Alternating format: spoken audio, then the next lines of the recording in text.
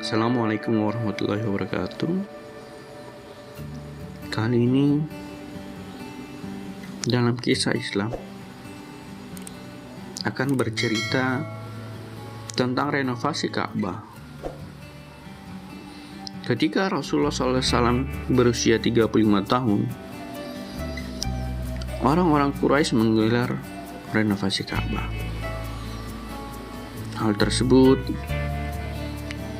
karena bangunan Ka'bah yang tingginya 9 hasta sejak zaman Nabi Ismail sudah mulai rapuh, ya.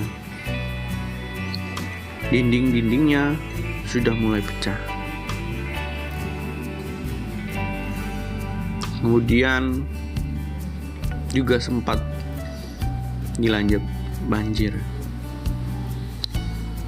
Orang-orang Quraisy awalnya merasa ragu untuk merenovasinya.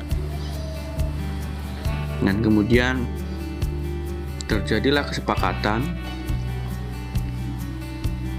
untuk merenovasi Ka'bah dari bahan-bahan yang baik. Bukan saja baik dari segi fisiknya, tetapi juga baik dari asal bahannya, yaitu seperti tidak boleh berasal dari mahar para pelacur. Yang mengambil inisiatif untuk mengawali renovasi ini adalah Al-Walid bin Mughirah Al-Makhzumi. Ya, setiap kabilah mendapat giliran untuk membangunnya. Kemudian setiap kabilah mengumpulkan batu-batu yang paling baik untuk memulai pembangunannya. Dan yang bertugas untuk menangani pembangunan Ka'bah ini adalah seorang arsitek yang berbangsa Romawi bernama Bakum. Ketika pembangunan sampai pada tahap Hajar Aswad, mereka mulai berselisih paham tentang siapa yang mendapat kehormatan untuk meletakkan Hajar Aswad tersebut,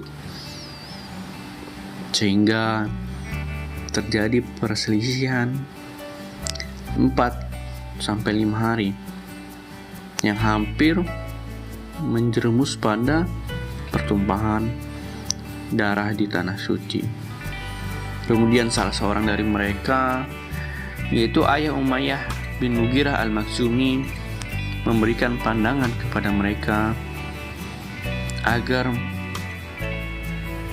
menyerahkan keputusan kepada orang pertama di antara mereka yang memasuki pintu Ka'bah. Ya.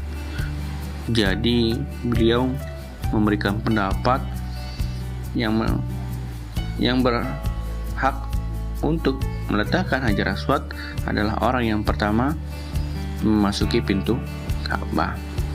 Kemudian atas kehendak Allah, Rasulullah lah orang tersebut. Ya. Kemudian mereka berkata, dia adalah Alamin, orang yang terpercaya. Kami rela apapun yang dia putuskan. Inilah Muhammad. Ya, ini terjadi sebelum kenabian, ya. Bahwasanya mereka sangat percaya kepada Rasulullah SAW.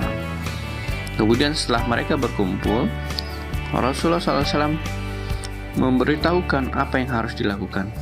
Ya, Rasulullah meminta sehelai selendang. Nah, kemudian meletakkan Hajar Aswad di tengah selendang tersebut. Setelah itu Rasulullah meminta setiap perwakilan kabilah untuk mengangkatnya bersama-sama, sehingga pada tempat diletakkannya Hajar Aswad, Rasulullah yang meletakkan di akhir. Nah, disinilah kemuliaan Rasulullah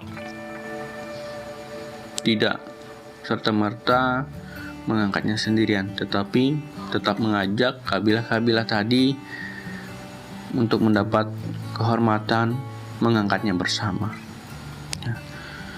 orang-orang Quraisy pun kehabisan dana untuk pembangunan Ka'bah ini, ya. Sehingga kemudian Ka'bah menjelma menjadi bentuk segi empat yang tingginya kira-kira 15 meter.